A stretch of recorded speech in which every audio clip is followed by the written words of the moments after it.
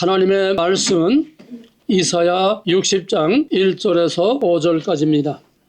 다 같이 한 목소리로 계속해서 봉독하겠습니다. 일어나라 빛을 발하라. 이는 내 빛이 이르렀고 여호와의 영광이 내 위에 임하였음이니라. 보라, 어둠이 땅을 덮을 것이며 캄캄함이 만민을 가리우려니와 오직 여호와께서 내 위에 임하실 것이며 그 영광이 내 위에 나타나리니 열방은 내 빛으로 열왕은 내 비치는 광명으로 나오리라. 내 눈을 들어 사면을 보라. 무리가 다 모여 내게로 오느니라. 내 아들들은 원방에서 오겠고 내 딸들은 안기워 올 것이라. 그때에 내가 보고 희색을 바라며 내 마음이 놀라고 또 화창하리니 이는 바다의 풍부가 내게로 돌아오며 열방의 재물이 내게로 옴이라.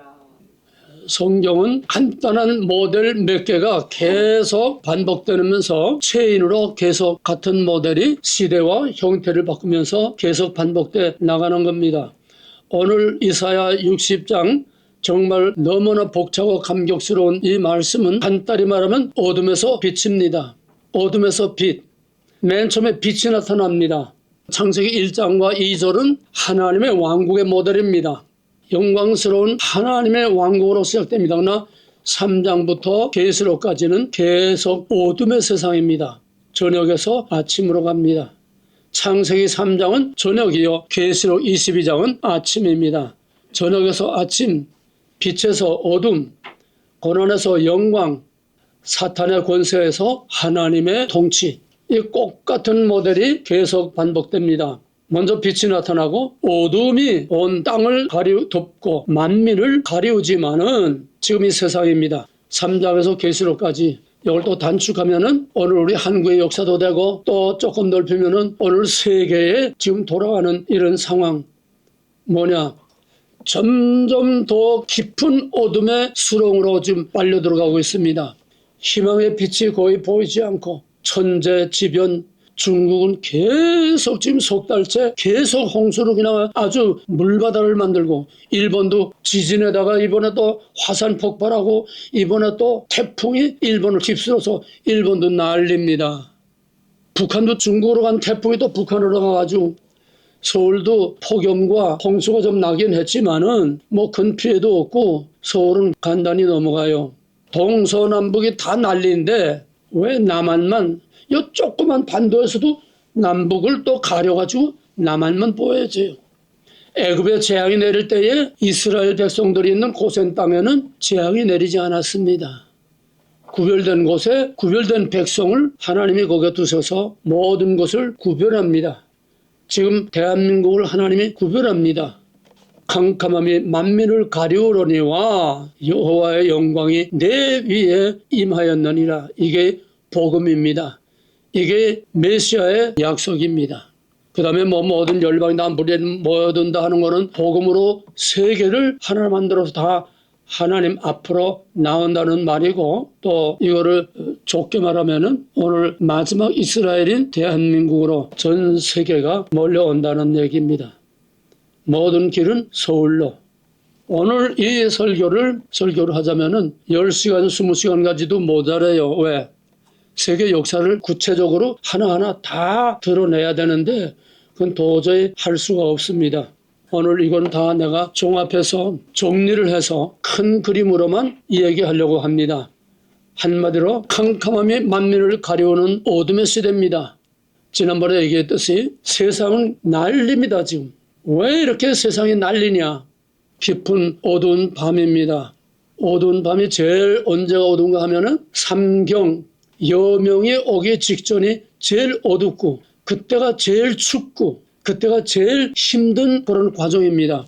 역사로 말하면 마지막 주님이 오시기 직전이 제일 어렵고 어둡고 춥고 힘든 마지막 고난의 때입니다. 그러므로 우리는 고난이 끝이 아니고 저녁이 되며 아침이 되니 밤이 깊으면 낮이 가까운 것처럼 하나님 안에서는 절망이 없습니다. 최악의 상황은 최선의 영광의 시대가 가까워 왔다는 신호입니다. 그러므로 우리는 낙심하지 아니하고 끝까지 믿음으로 어떤 고난과 환난이든지 참고 바라고 견딜 수 있습니다. 왜? 우리에게는 캄캄한 것 만민을 가려주니마 여호와의 영광이 내 위에 임하여 있다고 하는 것은 하나님의 약속이 있는 것이고 하나님의 임재가 있는 것이고 하나님은 환난 중에도 함께 하신다고 그랬습니다. 우리는 지금 너무 평안한 시대에 살아서 환난이란 말이 도대체 실감이 안 가요. 그래도 북한이나 중국이나 또 일제하에서나 그런 고난의 몽을 좀 봤으면은 그래도 짐작이 가는데 지금 너무 오랫동안 너무 풍요롭고 너무 자유롭고 너무 평화롭게 살아서 우리는 그냥 강건도 불구경하듯이 그저 남의 얘기로만 들리면 가까이 오고 있습니다. 점점 세상은 더 어려워집니다. 점점 더 절망적인 상황이 옵니다. 그런데 중요한 것은 그럼에도 불구하고 여호와의 영광이 내 위에 임하였느니라. 성경은 역설적인 진리입니다. 역설적인 진리예요. 이게 우리의 희망입니다. 캄캄함이 만면을 가리우느니와 여호와의 영광이 내 위에 임하였느니라. 약속입니다. 뿐만 아니라 하나님의 임재와 하나님이 함께 계신다는 얘기입니다. 세상이 왜 이렇게 난리고 왜 이렇게 요란하고 천재지변 물리적으로나 영적으로나 정신적으로나 정치적으로나 사상적으로나 어디 하나 조용하고 평온한 데가 없어요.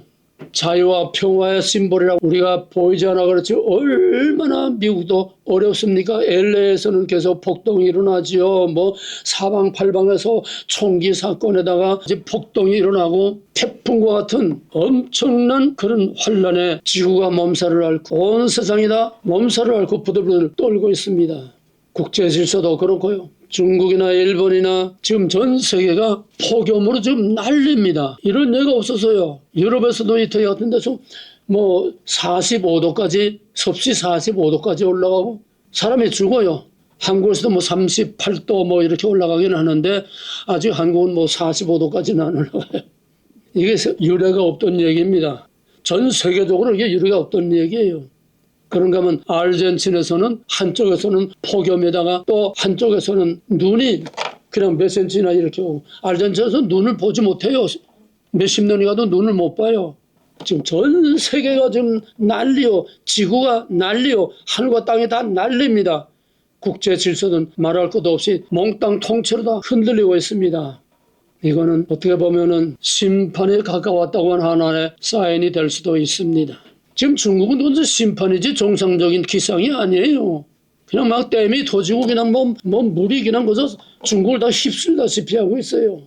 경제를 보나 정치를 보나 모든 국제관계를 보나 중국은 중국대로 지금 시진핑이 다 끊는 그런 뉴스들이 자꾸 나오고 있습니다. 중국에 분할되는 그런 움직임들이 지금도 나오고 있습니다. 중국은 원래 우리 같은 단일 민족이 아니고 여러 민족을 모택동이 모아가지고 한 나라를 만들었기 때문에 강력한 주권 통치가 무너지면 다 갈라져서 다 독립을 합니다. 만주도 지금 독립하려고 꿈틀거리고 있고 신장 우이구르도 그렇고 티베트도 그렇고 그다음에 또 중국 본토에서도 여러 민족들이 다 서로 남과 북이 또 따로따로 구소련이 무너지니까 중앙아시아 5개국이 또 거기서 분리돼 나와서 또 강력한 독재가 무너지면은 분할됩니다. 다 나눠집니다. 지금 스페인에는 모로코에서 7만 명의 난민들이 그냥 막 바다로 막 그냥 휩쓸려 나와가지고 7만 명이 말이 7만 명이지 그게 간단한 난리예요. 그냥 막 거기서 막 바다에서 막 죽기도 하고 처치곤란이 어쩔 줄 모르고 지금 스페인은 난민 때문에 난립니다.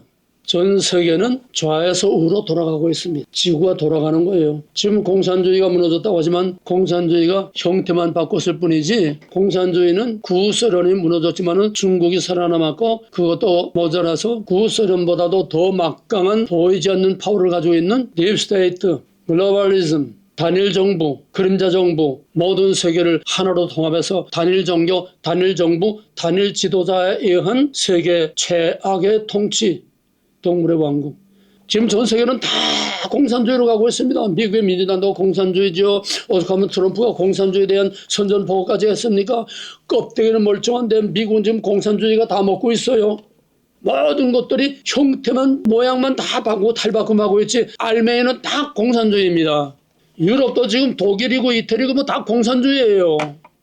나토도 공산주의입니다. 그게 트럼프가 다 손 터는 거예요. 왜? 껍데기는 미국 편이고 보수고 동맹이고 하지만은 알맹이들은 트럼프하고 달라요.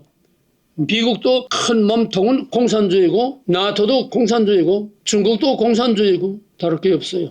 유엔이 뭡니까? 유엔이 프리메이슨이 움직이는 거예요. 공산주의가 움직이는 거예요. 유엔을 중국이 움직여요. 그러니까 유엔뿐만 아니라 유엔 관련된 모든 연합체에서 미국이 다 탈퇴하잖아요.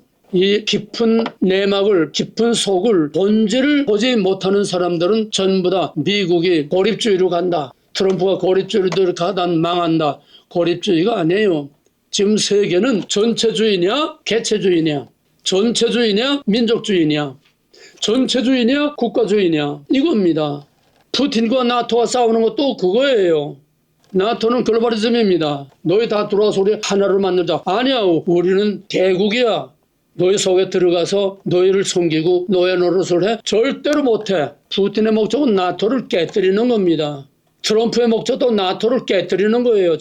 지금 세계 몽땅 다 지금 좌에서 우로 돌아가는 지각 변동이 일어나고 있습니다. 남미도 거의가 다 중국의 영향을 받아가지고 거의 다 공산국가 됐는데 트럼프가 들어와서부터 하나하나 지금 브라질하고 뭐 어디만 남고 거의가 다 선거를 통해서 아주 파격적으로 상상할 수 없이 우위 후보들이 다 전부 당선돼서 남미도 지금 자꾸 우양으로 좀 돌아가고 거의가 다 우양으로 돌아갔어요. 남미 12개국을 지난번에 미 국무장관이 모여가지고 거기서 새로운 계획과 대책을 세웠습니다. 남미 12개국이 이미 우양우했다는 얘기입니다. 미국 편으로 돌아왔다는 얘기예요. 중국 편에서 미국 편으로 돌아왔다는 얘기입니다.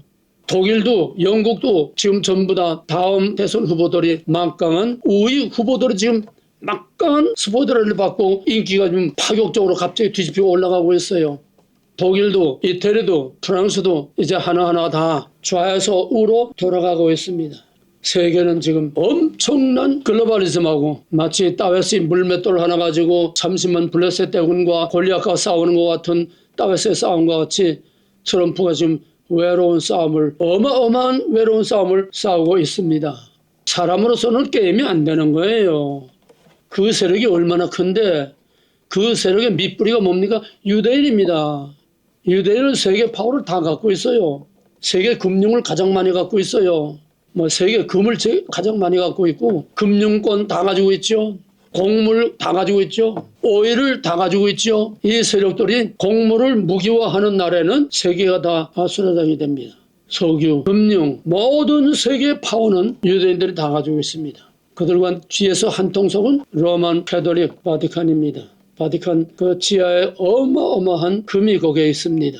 우리는 지금 아무것도 모르고 그냥 껍데기만 보고 세상이 어떻게 흘러가는지도 모르고 있어요. 배가 지금 물이 들어와서 가라앉고 있는데도 우리는 그걸 모르고 있는 것과 똑같아요. 언제나 말하지만 대한민국은 말세의 모든 세계의 압축이라고 그랬어요. 대한민국 하나를 정확하게 꿰뚫어 보면 전 세계가 다 보입니다. 전 세계를 대한민국으로 압축할 수 있는 대한민국이 어떻게 돌아가는지를 알 수 있습니다. 하나님은 아주 대단한 질서의 하나님이세요. 세계 우주 만물 어마어마한 질서입니다. 빛이 있으라 뭡니까? 카오스, 공허, 혼돈, 흑암, 질서가 없는 겁니다. 질서란 뭡니까? 구별입니다. 구별 없는 곳에 빛을 구별해냄으로써 질서가 없는 곳에 질서를 부여한 것이 바로 창조요. 사탄은 이거 다 섞어버리는 겁니다. 하나님은 구별, 사탄은 섞어, 먹지 말라 구별입니다. 먹어라, 다 섞으랍니다. 지금 세계는 그 싸움이에요. 정말. 어떤 모양, 어떤 형태로 무슨 사건이 일어났는지 다 근본적으로 먹지 말라와 먹으라, 구별하라와 섞으라, 빛과 어둠, 선과 악, 마귀의 권세와 하나님의 권세, 여자의 우선과 뱀의 우선, 다 똑같은 이원론적인 이 원리로 지금 세상에 가고 있습니다. 지금 우크라이나 전쟁이나 이런 전쟁도 끝이 보이지 않고 코로나 이후에 지금 세상은 최악의 상황으로 가고 있습니다. 한국의 정치 상황은 이제는 희망이 전혀 보이지 않는 막다른 골목까지 벼랑 끝까지 와 있습니다. 중국, 북한은 하루가 무섭게 신무기들을 자꾸 개발하고 북한은 러시아로부터 파병에 따르는 보상으로 기술을 이전받아가지고 지금 무섭게 북한이 기술적으로 군사 기술이 지금 엄청나게 발전하면서 남한에 위협을 주고 있습니다. 또 경제적으로는 세계 관세 폭탄, 우리 한국에는 다 하나가 다 똑같은 본질 원리예요. 한국의 주미대사가 1년 반 동안 공소 있을 수 없어요. 대사라는 건 나라인데 1년 반 동안 왜 대사를 임명하지 않았습니까? 한국은 완전히 공산주의로 가고 있기 때문에 시시한 대사 갖다 임명해서는 안 돼요. 왜? 전쟁이니까. 한국 정부하고 공산주의로 가는 정부하고 친중, 반미 그런 정부하고 미국을 대신해서 싸워야 되니까 그런 막강한 강력한 그런 확실한 그런 전사를 투사를 보내지 않으면 안 되니까 1년 반 동안 미루고 있다가 이번에 진짜 막강한 투사를 보냈지요. 그 사람은 한국 사람이라고 한국을 위해서 일하는 거 아닙니다. 미국을 위해서 일합니다. 사람들은 뭐 그래도 한국 사람이니까 한국을 위해서 뭐 하고 아니에요. 그 사람은 이 미국을 위해서 한국의 공산주의를 때려부시고 친중 세력들을 전부 다 깨뜨려 버리려고 온 사람이에요. 목숨 걸고 싸우러 온 골리앗 앞에 따갈 것 같은 그런 비장한 각오를 가지고 온 사람이에요. 그 사람은 사상적으로 영적으로 아주 미국에서도 아주 유명한 막강한 극우파입니다. 북한에서 공산주의 북한에서 다 뺏기고 나온 이런 철저한 반공입니다. 거기다가 하나님으로 강력하게 무장한 믿음의 사람입니다. 대사로 임명해서 맨 총각에 남대문 시장이고 그 다음에 영락교회를 찾아갔습니다. 왜 여의도 순복음 가지 않고 왜 영락교회를 갔습니까? 영락교회 뿌리는 평양, 신의주, 자기 다 뺏기고 나온 바로 그 북한. 지금 세상 돌아가는 거는 하나하나 다 뜯어서 보면 정말 가슴이 멎어요. 왜 이렇게 온 세상에 난리냐. 한 송이 국화꽃을 피우기 위하여 그렇게도 서쪽 새는 울었나 보다. 나는 이 말을 참 자주 사용합니다. 너무너무 한 구절이 성경적이에요. 어둠에서 빛으로, 저녁에서 아침으로, 고난에서 영광으로. 지금 세계의 지판이 흔들립니다. 일본의 지진이 가장 많은 거는 지판이 태평양 지판, 중국의 대륙 지판, 남쪽의 필리핀 지판, 세계의 지판이 이 바다 밑에 지판들이 움직입니다. 이 움직이는데 여기에 경계, 세계의 지판이 모여서 서로 밀고 당기는 그 한 복판에 일본이 있어요. 그러니까 일본은 이래나 저래나 망할 수밖에 없어요. 조용할 수가 없습니다. 한국은 대륙 지판에 딱 붙어가지고 지판이 어떻게 바뀌든지 영향을 안 받아요. 한국은 하나님께서 지정학적으로, 영적으로, 민족, 사적, 역사적으로, 국제관계 정말 한국은 이스라엘처럼 특별히 하나님께서 택하여 구별해 놓으신 나라입니다. 우리는 좀 더 세상을 넓고 깊게 봐야 됩니다. 왜? 우리 하나는 하루살이 하나 왔다가 하루 살다 죽고 가는 그런 하루살이 같은 인생이 아니에요. 우리는 하나님의 큰 계획 안에 사명을 가지고 있는 하나님의 왕국의 거룩한 일꾼으로 사명을 가지고 있는 우리는 하나님 앞에서 살고 있는 겁니다. 하나님과 세상이 어떻게 돌아가는지를 우리가 바로 알아야 됩니다. 결국 세상이 다 바뀝니다. 좌에서 우로, 서에서 동으로, 어둠에서 빛으로 모든 길은 서울로. 정말 생각만 해도 가슴이 떨리고 벅찹니다. 2000년 동안 세계를 지배하던 유럽의 문명의 중심축이 이미 벌써 다 흔들리고 한국으로 돌아오고 있습니다. 옛 이스라엘이 새로운 이스라엘로 판이 바뀌고 있습니다. 이사야 46장 11절에 보면 내가 동방에서 독수리를 부르며 먼 나라에서 나의 모략을 이룰 사람을 부를 것이라. 내가 말하였은즉 정령 이룰 것이요 내가 경영하였은즉 정령 행하리라. 빛은 동방에서 옵니다. 동방은 언제나 희망입니다. 매년 신년이 되면 달력에 동쪽에 큰 태양이 떠오르는 그림이 항상 신년 달력에만 나오죠. 동방은 언제나 희망의 상징입니다. 에덴 동산은 동방에 있었다고 그랬습니다. 동방은 하나님의 오시는 길입니다. 에스겔서에 되면 여호와의 영광이 불과 성전에서 떠올라서 동문으로 동산 밖으로. 그러나 에스겔 40장 이후에 보게 되면 여호와의 영광이 동쪽에서 다시 들어옵니다. 예루살렘에 동문이 12문이 있는데 동쪽 문은 지금 완전히 폐쇄되어 있습니다. 그 문은 예수님이 들어가시고 그 다음에는 폐쇄됐습니다. 이제는 예수님이 육신으로 그 문을 들어가는 게 아니에요. 이제는 우주적으로 오시는 겁니다. 초자연적으로 오시는 거예요. 시간과 공간을 초월해서 오시는 거예요. 그 문은 열리지 않습니다. 에스겔서에서는 확실해요. 하나님은 동쪽으로 떠났다가 동쪽에서 다시 돌아옵니다. 모든 캐톨릭의 정상적인 큰 그런 성당들은 다 제단이 동쪽으로 향해 있습니다. 그 재단이 그레인 스테인글라스로 형형색색으로 조각을 해서 아침에 태양이 쫙 비치게 되면 형형색색의 빛을 아주 황홀하게 들어옵니다. 하나님의 임재를 상징하는 거죠. 동방 박사들, 예수님이 오신 소식이 동방의 별로 왔습니다. 한국은 동방의 빛이요. 세계의 중심으로 떠오르기 위해서 서쪽에서 동쪽으로 지금 모두 다 옮겨지고, 아까 동방에서 독수리를 부른다고 그랬는데 먼 나라의 모든 모략을 이룰 사람을 부를 것이라고 했는데 이게 바로 지금 한국입니다. 타고리 일본에 왔다가 한국에 대해서 이런 시를 남기고 갔습니다. 일찍이 아시아의 황금 시기에 빛나던 동쪽의 하나인 조선, 그 등불 한 번 다시 켜지는 날에 너는 동방의 밝은 빛이 되리라. 아, 정말 성경의 예언을 그대로 이대로 이루어지겠습니다. 동방의 독수리, 동방에서 내가 한 사람을 부르겠다. 빛나던 동쪽의 하나인 조선, 그 등불 한 번 다시 켜지는 날에 너는 동방의 밝은 빛이 되리라. 이사야 24장에서 그러므로 너희가 동방에서 여호와를 영화롭게 하며 바다 모든 섬에서 이스라엘 하나님 여호와의 이름을 영화롭게 할 것이라. 지금 세계는 한국에 다 집중되고 있습니다. 모든 관심이 한국에 집중되고 있고 모든 것이 다 한국으로 몰려들고 있습니다. 연일 터져나오는, 하루가 멀다 하고 터져나오는 신기술, 신소재, 한마디로 전 세계가 뭐 내놓으라 큰 소리치고 갑질놀이 하던 선진국들, 땅땅거리는 그 미국이나 독일이나 그 모든 선진국도 이제는 전 세계가 잘 사는 나라나 못 사는 나라나 한국 없이는 살 수 없는 세상이 되고 있어요. 지금 저 아프리카에서부터 미국, 러시아, 유럽까지 몽땅 전부 다 한국에 줄을 서고 있습니다. 이거 일이 다 설명할 수가 없어요. 하루가 멀다 하고 무섭게 이 기술로 말하면 전부 선진국들은 다 원천 기술을 가지고 있습니다. 반도체, 삼성, 원천 기술을 미국이 다 가지고 있어요. 배든지 한국이 뭐 세계 조선 제일 아닙니까? 그 큰 조선에 배 하나, 큰 배 유조선 하나 만드는데 뭐 몇백억이 나간대요. 왜?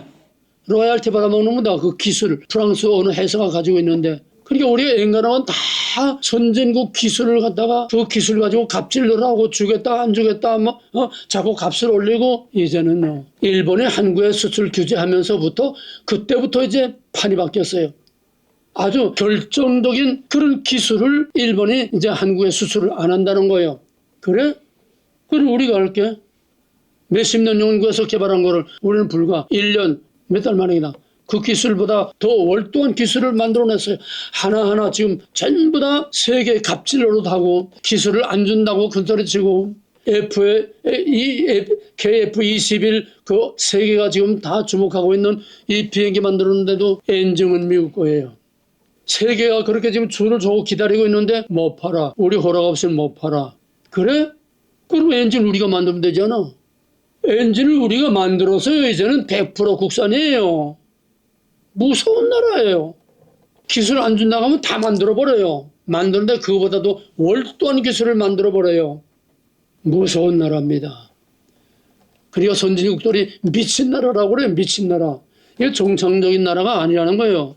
도깨비 가지고 하루아침에 또 하룻밤 자고 이상하게 탁 떼나오고 괴물 같다게 탁 튀어나오고 정신을 못 차리고 있습니다. 전 세계가. 지금 AI 시대도 이 AI가 가장 큰 파워를 가지고 있는 것이 엔비디아, 미국이죠. 한국 사람이지만 미국이죠. 그거 없으면 AI 못 만들어요. 그 엔비디아를 움직이는 거는 한국이 가지고 있습니다. SK가 한 10년 전에 벌써 개발을 했어요. 근데 그때는 그런 시대가 안 왔으니까 팔리지는 않고 때를 멈나서 쏟겨뒀던 거예요. 이제 와서 엔비디아의 그 CPU를 움직이려면은 한국이 만든 SK가 만든 그 HBM 그게 없으면 AI를 못 만들어요. AI의 핵심 기술을 한국이 가지고 있는데 삼성이 그거보다 또 한 발 앞선 걸 또 만들었어요. 그러니까 전 세계 AI의 80% 내지 90%는 한국이 알매의 키를 다 가지고 있습니다. 한국이 그 딱 쓰다보면 미국이고 선진국 없어요. 다 올 스톱 되는 겁니다. 무서워요. 한국 건드리지 못해요. 한국 건드렸다가 난리가 나요. 트럼프도 한국을 잘못 건드렸다가 얼마나 곤욕을 치는지 압니까? 이제는 전부 한국에 와서 엎드려서 설설 기면서 이제 줄 서서 기다려야 되는 판이에요. 이런 걸 일일이 다 어떻게 얘기하겠습니까 오늘? 지하자원, 한국은 지하자원 하나도 없습니다. 그래서 남의 거 갖다가 조립해서 만들어가지고 팔아먹던 그런 나라인데 이제는 중국에서 히토류를 무기화하니까 한국에서 히토류가 나왔어요. 탱글스텐은 쇠보다도 강하고 다이아몬드도 강하고 제일 강한 쇠가 탱글스텐입니다. 제일 알루미늄보다도 가볍고 다이아몬드보다도 더 강한 이게 한국에서 옛날에 그 중속이라고 하는 건데 이 중속이라고 하는 공장을 나도 거기 중속에 가봤는데 완전히 그 광산을 폐쇄했어요. 그런데 이제 그 가치가 새롭게 나오니까 그 중속을 다시 오픈해서 한국에 어마어마한 탱글스텐이 지금 있습니다. 한국에서 지금 어마어마한 그런 지하자원이 지금 한국에 지하자원이 아무도 없다고 그러는데 막 터져 나와요. 중국의 갑질하는 거 다 터져 나와요. 이게 뭡니까?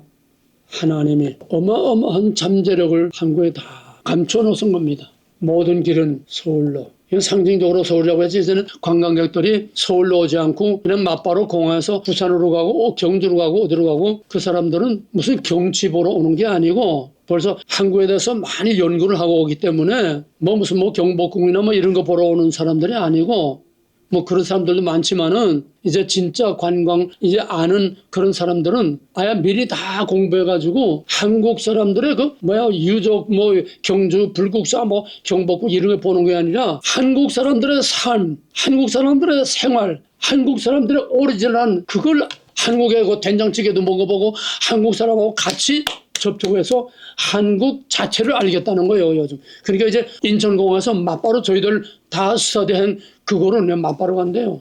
어떤 사람은 자전거로 서울에서 부산까지 자전거로 여행하고 이 동네 가서 이거 얻어먹고 저 동네 가서 저거 사먹고 한국 사람하고 삶을 같이 하겠다는 거예요. 이게 진짜 관광객들이죠. 지금 금년에 상반기에 6월달까지 한국을 찾은 관광객이 1,000만 명을 돌파했습니다. 엄청난 거죠. 인천공항이 출입하는 사람 얼마만큼 많은 사람들이 출입을 하냐. 거기서는 항상 런던의 시드공항이나 아랍에미리트나 홍콩이나 이런 데들이 항상 10년 동안 다 1등을 했는데 이번에 한국이 전 세계에서 출입하는 인구가 제일 많은 공항으로 1등을 했어요. 그 뭡니까? 엄청나게 많은 사람들이 한국에 들락거린다는 얘기입니다. 모든 길은 서울로. 이게 간단한 말이 아닙니다. 하나하나 다 좀 설명할 수가 없습니다. 선진국 사람들이 한국에 오면요, 다 놀라 뒤집혀요. 지금 유럽에서는 폭염으로 40도, 45도까지 올라가서 지금 사람들이 막 죽어나가고 하는데 유럽은 지금 왜 난리냐? 유럽은 에어컨이 없어요. 유럽은 그렇게 덥질 않대요. 유럽은 에어컨이 20%밖에 없대요. 근데 이 폭염이 오니까 어떡합니까? 갑자기 에어컨들을 들었는데 중국 것들이 들었는데 막 펑펑 터지고 불이 나고 그래요. 삼성에는 밖에 그 장치가 없는 새로운 에어컨을 만드는 삼성에서는 미처가 다 되질 못해요. 유럽 사람들이 한국에 오니까 나도 저번에 가서 한국에서 안산은 시골 아닙니까? 시골인데 시골 중에서도 제일 변두리인데 거기에 네골이 신호대 기다리는데 지붕이 있어요. 지붕 파라솔. 커다란 파라솔이 있어가지고 신호 기다리는데 그 안에 들어가서 햇빛을 피하는 거예요. 지금처럼 이렇게 아주 폭염이 있는데 그 그늘이 얼마나 귀합니까? 사람들이 놀래요. 일본 사람이 왔다 우리는 왜 이게 없느냐? 일본 사람들이 시도를 했는데 바람 불면 다 날아가 버리고 실패했어요. 그게 아니라 저 성동구가 어느 구에서 맨 처음 시작했는데 아야 유리로 대기소를 만들어가지고 에어컨을 그 안에 틀어놨어요. 버스 기다리는 정류장을 유리로 딱 이렇게 집을 만들어가지고 거기에 에어컨을 틀어놔서 그냥 밖에서는 그냥 숨이 넘어갔는데 그 속에 들어가면 시원한 자기 버스 오면 가고 버스도 이러고 보는 게 아니라 스마트폰은 몇 분 후에 몇 번 버스가 들어오는데 다 나오니까 전부 디지털화해가지고 너무 편리하고 편의시설이고 뭐고 한국은 그러니까 이 사람들이 와가지고 한국은 2050년에 살고 있다. 미래도시라는 거예요. 왜? 유럽이나 선진국은 다 오래되지 않습니까? 200년, 300년 다 된 시설들 아닙니까? 그 유럽에 옛날에 돌로 다 지은 집에 어떻게 에어컨을 다 그 빌딩에 만들어요? 못해요. 한국은 다 새로 만든 겁니다. 왜? 전쟁의 태tom이 폐후에서 하나하나 다 새로 만들었기 때문에 뭐든지 다 새로 만들었고 유럽이나 선진국이 없는 걸 다 새로 만들었고 한국은 미래도시라는 겁니다. 뭐 각종 모든 기술, 시설 이리 다 설명할 수 없습니다. 뭐 방산이고 조선이고 뭐 이런 기술은 말할 수 없어요. 그러니까 한국의 위상이 전 세계에서 지금 난립니다. 폭발적이에요. 한국의 위상이. 지금 전 세계가 한국말을 배우려고 월남이고 뭐 인도고 한국말을 배우면은 벌써 예를 들어서 월남에서 월남 회사에 들어가면은 한 달에 100불을 받는다고 하면은 한국 기업에 들어가게 되면 500불, 1000불을 받는다는 거예요. 그러니까 한국말을 배우려고 왜 입사 시험을 한국말로 보니까 인도에서는 인도에 아주 우리나라 말하면 서울대학 같은 아주 대표적인 그런 대학인데 그 대학에서 한국어과를 신설해가지고 학생 모집하는데 30명 모집에 1000대 1이에요. 지금 전 세계가 지금 한국말 때문에 난립니다. 지금. 뭐 언어학적인 관두고 실제 문화 때문에 K-팝 때문에 뭐 여러 가지 모든 건 이제 한국 없이는 못 살아나는 그런 세상이 된 겁니다. 몽골은 78%가 한국말을 다 한대요. 그래 몽골 가면 한국에 왔는지 어디 갔는지 모른다는 거예요. 간판도 한국말로 다 붙어있고 그 사람들은 우리는 한국 사람이라는 거예요. 몽골 사람들은 우린 코리안이라는 겁니다. 빨리 합치자는 거예요. 지금 한국은 한국 여권 가지면 세계 188개국을 무비자로 들어갑니다. 그냥 엄청난 거예요. 영국이가 어떤 공항에는 한국 사람 줄을 따로 만들어서 한국 사람들이 프리패스로 막 들어간대요. 한국 사람 줄이 따로 있대요. 이런 말을 어떻게 하나하나 다 일일이 하겠습니까? 이제 우크라이나 전쟁이 끝나면은 완전히 판이 바뀝니다. 대륙 문화가 해양 문화로 판이 바뀌는 거예요. 여기에 대륙과 해양의 지정학적으로 핵심 포인트에 있는 것이 남한이요. 그 중에도 부산입니다. 이제 우크라이나 전쟁이 끝나고 러시아가 이제 복구하고 또 자기 자리에 가게 되면은 러시아는 똥으로 이제 몰립니다. 러시아가 지금 눈이 빠지게 기다리는 거는 한국하고 손잡는 거예요. 왜? 살 길은 한국하고 손잡는 것밖에 없어. 미국도 안 돼요. 중국은 더더구나 안 돼요. 유럽도 그렇지요. 믿을 나라는 한국밖에 없다는 거예요. 이미 과거에 구소련 망할 때 다 경험을 했으니까. 왜? 역사적으로 한국 사람은 남의 나라를 침략해서 뺏어먹은 역사가 없어요. 한국은 배신한 역사가 없어요. 얻어맞은마다지 배신한 역사가 없어요. 러시아는 구소련 망할 때 다 체험을 했습니다. 모든 국제 기업들이 다 버리고 떠났는데 한국은 거기에 그냥 남아 있었어요. 계속 러블 콜을 합니다. 지금 한국 정부가 이런 정부에다가 또 미국 때문에 지금 못 들어가고 있지만은 지금 미국이 자꾸 갑질을 하니까 이제 이재명 정부도 이제 자꾸 이제 러시아를 눈을 돌려요. 이제 우크라이나 전쟁이 끝나게 되면 러시아가 극동으로 관심을 쏠여가지고 극동 개발에 집중하게 되고 그러면 한국밖에 없습니다.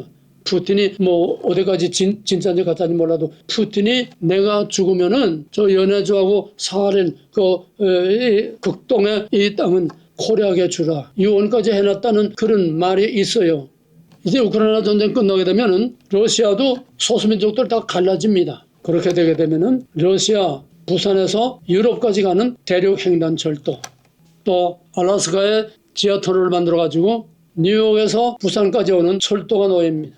북극 항로가 열리게 되면 모든 물자가 부산이 지구 동반부의 모든 물류 허브가 됩니다. 러시아하고는 파이프라인이 놓이게 돼요. 미국도 가스라인이 한국으로 들어와서 전 세계 물류 중심이 한국 특히 부산이 됩니다. 뭐든지 한국 없이는 못 살게 돼요. 세계 중심이 됩니다. 한국은 언제나 해양 문화, 대륙 문화는 한계가 있습니다. 대륙 문화를 해양 문화로 바꾼 게 누군지 압니까? 신라 시대에는 장보고 대단했습니다. 그때 전부 한국은 대륙 문화입니다. 항상 중국을 끼고 사는 대륙 문화인데 이 장보고는 해양을 누볐어요. 그래서 이번 잠수함도 이제 장보고라는 말을 붙는다고 하는데 우리 대륙 문화에서는 날마다 보릿고개 굶고 살았습니다. 그런데 언제부터 우리가 그 가난을 벗었습니까? 박정희. 왜? 농사만 져먹던 대륙 문화에서 해양 문화로 바꾼 거예요. 이게 엄청난 역사적인 의미가 깊은 겁니다. 대륙 문화를 해양 문화로 바꿔서 세계를 향해서 문을 열은 거예요. 이게 5.16 혁명이 그저 간단한 무슨 군사혁명이나 뭐 이게 아니에요. 엄청난 겁니다. 뭐 경부고속도로 나누고 뭐 공장 세우고 이게 아니에요. 대륙문화를 해양문화 역사에 아주 판을 바꾼 거예요. 그때부터 한국은 중국의 한 모퉁이에 붙은 조그만 나라가 아니라 세계를 향해서 나가는 나라가 된 겁니다. 지도에 잠깐 나왔지만은 북극 항로가 열리게 되면은 미국으로 유럽으로 대륙 횡단 철도가 나오게 되고 그 항로가 한국의 부산으로 오게 됩니다. 그다음에 북로가스관 사할린에서 북한을 통해서 부산까지 파이프라인이 놓이게 돼요. 그럼 모든 아시아의 모든 나라들이 다 부산에 와서 기름을 받아갑니다. 이젠 중국이 남태평양 가지고 뭐 큰 소리 치고 너희들 돈 안 내면 통과 못 한다. 이거 우리 땅이다. 필요 없어요. 다 한물 갔어요. 중국의 시대는 지나갔어요. 중국의 시대는 끝났습니다. 이제 시진핑이 살거나 죽거나 그건 이유가 아니에요. 북극 항로가 열리게 되면 세계 판이 바뀌는 거예요. 그 다음 보게 되면 부산을 중심으로 모든 물류가 다 부산을 중심으로 해서 다 부산을 통하지 않고는 어떤 물류가 되지 못해요. 통일 후에는 경제 부흥이 폭발적으로 일어납니다. 북한의 지하 자원만 해도 7천조인데 이거를 지금 중국이 자꾸 파갑니다. 이 7천조를 제품화하게 되면은 어마어마한 돈이 되는 겁니다. 통일 비용 그까지 세발할 필요도 안 돼요. 북한의 지하 자원만 개발하고 이거를 제품화해서 내놓게 되면은 어마어마한 돈이 나옵니다. 인력, 그다음에 북한의 전 세계 투자가 다 몰립니다. 그렇게 되면은 중국은 중국대로 분할이 됩니다. 중국 분할설은 여러 가지 설이 있기 때문에 여러 가지가 나옵니다. 중국지도. 이렇게 이제 티베트, 신장 위구르 이렇게 갈라진다고 하고, 그다음에 또 여기는 그 다음 거는 이제 한국이 만주와 연해주와 중국 동부 일대를 한국 땅이 된다는 겁니다. 이건 여러 가지 연구 많아요. 지정학적으로 연구적으로. 그 다음에 뭐게 되면은 여기 미래학자 조지 프리드맨이 아주 유명한 사람이죠. 이 사람이 그린 그림은 뭐냐 하면은 한국이 이제 통일되면은 만주와 몽골 한 나라가 된다는 겁니다. 그 다음에 이거를 그동안에 나온 것들을 내가 다 돌아가면 다 종합을 해보니까 결국은 이런 그림이 돼요. 이게 물론 다 지금 여러 연구기관, 여러 학자, 여러 사람들이 다 말한 거를 이거를 종합해 보니까 통일되면은 한국은 오른쪽 맨 밑에 조그만 거 있죠. 여기서 먼저 만주가 한국 땅 되고 연해주, 그다음에 몽골, 여기 내몽골은 포함해서 내몽골, 애몽골 할 거 없이 그다음에 사할린, 연해주 이쪽은 다 고려 사람들이 워낙 많이 살고 있기 때문에 이건 자연스러운 거예요. 그 다음에 사하공화국, 이것도 인종적으로 한국 인종하고 여러 가지 연관이 많다는 그런 연구들이 많습니다. 그러니까 시베리아, 구소련의 러시아의 동반부는 거의가 다 한국화되고, 그 다음에 몽골은 말할 것도 없고, 그 다음에 카자흐스탄, 우즈베키스탄, 중앙아시아 5개국, 그러면은 유럽하고 맞닿는 거죠. 이게 전부 다 한국화된다는 겁니다. 지금 모든 나라들이 한국화 하려고 지금 야단들이에요. 난리예요. 우리는 한국하고 하나 돼야 된다. 특히나 이 내륙 국가들은 바다로 나가는 길이 없으니까 한국하고 하나 되는 것만이 살 길이라는 겁니다. 왜? 여러분은 이제 못 믿어요. 한국 갔어요. 그럼 이제 조금 정리를 하겠습니다. 왜 한국이 이렇게 난리고 야단이냐? 구약은 이스라엘 중심입니다. 그죠? 구약은 이스라엘 중심이에요. 옛 이스라엘. 왜입니까? 옛 이스라엘 통해서 오시는 메시아, 하나님의 약속, 오시는 메시아를 준비하는 것이 구약의 이스라엘의 역할입니다. 메시아가 오심으로 이스라엘 역할은 끝났어요. 결정적으로 성전 파괴와 예수를 죽임으로써 하나님의 거룩한 백성으로서의 여자의 후손을 죽인 그들은 스스로 우리는 가인의 후손이다. 그 피를 우리에게 돌리라. 우리는 여자의 후손이 아니다. 우리는 가인의 후손이다. 우리는 하나님을 대적하는 자다. 세계적으로 선포한 거 아닙니까? 지금 이스라엘은 구약의 그 이스라엘도 아니고 성경이 말하는 이스라엘이 아니고 다 끝났어요. 꿈 깨세요. 이스라엘 회복해가지고 미국에서도 한국에서도 이스라엘 회복운동, 기도운동하고 그 헌금을 걷어가지고 흩어져 있는 이스라엘을 예루살렘으로 돌아가는 그 자금을 대줘 제3성전의 짐승의 제사. 이 세대주의 이거 참 보통 문제가 아닙니다. 이스라엘은 끝났어요. 그 이스라엘은 오시는 메시아를 준비하는 거다. 사명이 끝났어요. 그러지 뭡니까? 그런데 옛 언약이 돼버렸어요. 새 언약이 메시아에 대한 언약인데 이게 끝났기 때문에 이제는 그건 낡은 언약이고, 그 다음에 내가 다시 오리라. 낡은 언약을 없애고 다시 새 언약을 주소서요. 내가 다시 오리라. 그럼 뭡니까? 다시 오시는 메시아를 준비하는 새로운 이스라엘이 있어야 되는 겁니다. 그래야 역사가 앞뒤가 맞지 않아요. 옛 이스라엘은 오시는 메시아 왔어요. 이제는 다시 오시는 메시아가 눈앞에까지 가까이 오고 있는데 다시 오시는 메시아를 준비하는 그 길을 예비하고 그 첩경을 평탄케 하라. 오시는 메시아를 준비하는 구약의 마지막 선자가 세례 요한이 아닙니까?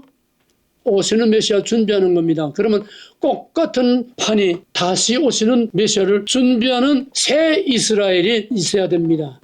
이 새 이스라엘은 옛 이스라엘과 비교가 안 돼요. 옛 이스라엘의 전성기는 언제입니까? 다윗의 왕국이죠. 다윗의 왕국은 뭡니까? 모든 나라가 다 다윗의 통치 아래 들어와야 평안과 안정을 얻을 수 있어요. 그래야 살아요. 솔로몬의 초첩이 1000명이나 되는 건 솔로몬이 바람둥이가 돼서 그런 건 아니에요. 전부 솔로몬의 그 다윗의 왕국의 그늘에 들어와서 말하자면 해구산처럼 안전보장에 그 우산으로 들어오려고 서로 약속들이 다 뇌물을 갖다 바친 게 그게 다 여자들입니다.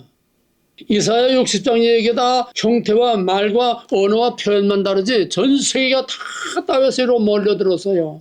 꼭 같은 것이 다시 오시는 메시아를 준비하는 마지막 이스라엘로 온 세계가 다 몰려듭니다.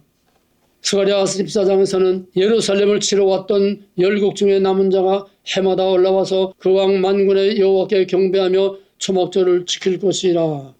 정말에 대한 예언이죠. 이런 거 다 인용하려면 끝도 한도 없지요. 마지막에는 동방의 예루살렘. 원래 평양 선초를 동방의 예루살렘이라고 하지 않았어요? 그게 이제 회복이 되는 겁니다. 새하늘과 새 땅을 준비하는 마지막 다윗의 왕국의 회복, 마지막 다윗의 왕국을 통해서 영원한 다윗의 왕국을 내다보게 하는 마지막 준비하는 것이 새 이스라엘, 우리 한민족, 하나님이 택하여 구별하신 한민족입니다. 지금은 전 세계 모든 것이 다 바뀌는 겁니다. 정치적으로, 사상적으로, 무슨적으로 할 거 없이 영적으로 다 바뀌는 거예요. 한마디로 말하면 옛 곳에서 새 곳으로, 광야에서 약속의 땅으로, 모세 시대에서 여호수아 시대로, 율법 시대에서 복음의 시대로, 옛 곳에서 새 곳으로, 어둠에서 빛으로 다 지금 바뀌는 저녁에서 아침으로 가는 지금 그 새벽에 가까이 오고 있습니다. 이걸 알아야 돼요. 이제 한국에서 지금 유대 랍비 에스겔이라는 유대 랍비가 얼마 전에 죽기 전에 마지막 그거 한 말이 이제는 코리아에서 마지막 큰 부흥이 일어날 것이라고 예언을 했습니다. 유대 랍비가. 이제는 모든 게 다 바뀝니다. 가치관이 바뀝니다. 앞치켜 봅시다. 한국의 2030 정치하고 거리가 먼 애예요. 먼 세대들이에요. 전부 그저 자기 흥미, 자기 에임 이런 거에만 관심이 있지 정적은 관심이 멀던 2030, 이제는 2030이 아니라 102030입니다. 윤석열 계엄령 선포하니까 조금 있다가 뭐라고 그랬어요? 계몽룡이라고 그랬잖아요. 계몽룡.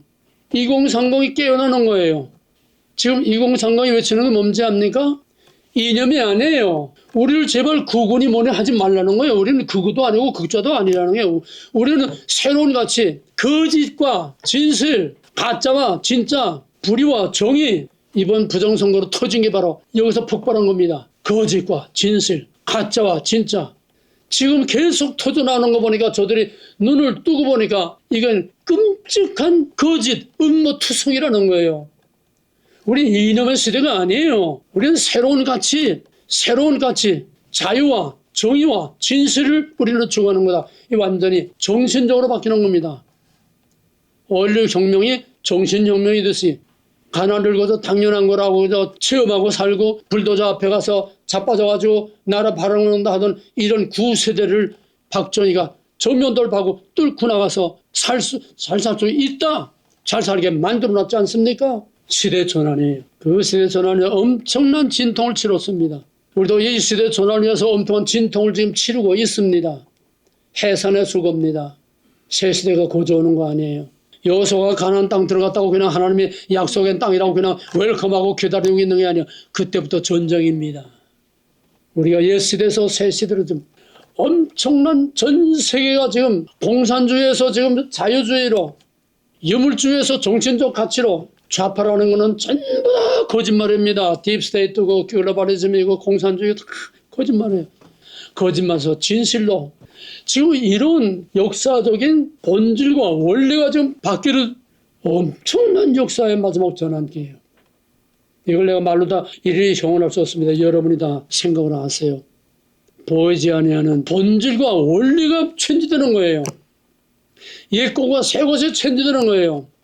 BC와 AD, Before Christ와 Anno After Christ로 바뀌는 것처럼 이제는 지금까지 세계를 지배했던 어둠의 권세, 트럼프가 공산주의에 대한 선전포고를 했다는 것은 그저 간단한 정치 얘기 아닙니다. 시대적인 선언입니다.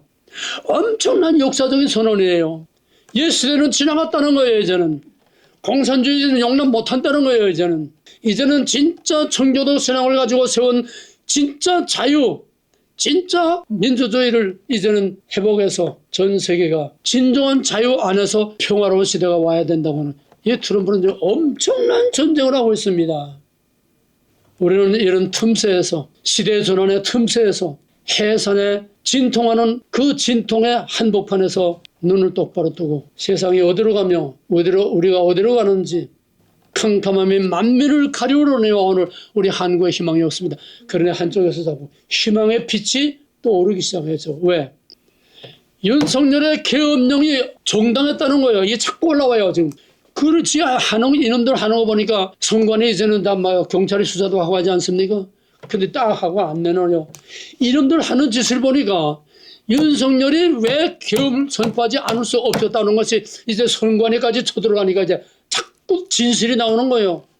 윤 어게인이 그냥 우연히 김영렬이가 그냥 받은 게 아니라 나는 처음부터 야 이거 보통 말이 아니다. 선지자의 예언과 같은 선언이에요. 한물 정치인은 한물 지나가면 끝나는 겁니다. 근데 윤 어게인이 옛것과 새것으로 바뀐다는 그런 의미로 해석해도 좋고 어떠면은 윤의 가치가 계엄령의 가치가 진실과 정의의 가치가 2030의 가치가 새로운 시대로 약속의 땅의 시대로 우린 요단의 창이란 그 요단물을 건너가는 이런 과도기에 있습니다. 이런 비전과 이런 꿈을 알고 기도를 하고 무장을 하고 싸우고 준비를 해야 됩니다. 이제는 다시 오실 약속을 우리에게 주시고 그 다시 오시는 메시아를 기다리고 준비하는 마지막 이스라엘, 마지막 다윗의 왕국으로 우리 한민족을 택하시고 준비하고 계시는 만왕의 왕 우리 주 예수 그리스도의 무한하신 은혜와 이 보잘것없는 한민족을 창세전에 예비하시사 마지막 새 이스라엘로 메시아의 오심을 길을 평탄케 하고 준비하게 택해 주시고 역사하시는 하나님 아버지의 극진하신 사랑과 이 감당할 수 없는 엄청난 변화되는 세상 속에서 하나님의 뜻을 이루어가기를 원하는 모든 거룩한 하나님의 백성들 위해 이제로부터 영원토록 함께 있을지어다. 아멘. 마음의 장면 역사의 어둠 짙었을 때에 계명성 동쪽에 밝아 이 나라 여명이 왔다. 고요한 아침의 나라 이 속에 새롭다.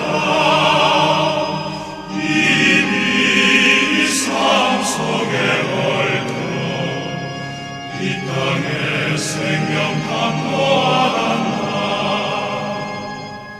옥토에 뿌리는 기뻐 하늘로 줄기까지 솟을 때 가지이 봄만을 해요. 그 열매 만민이 산다. 고요한 아침의 나라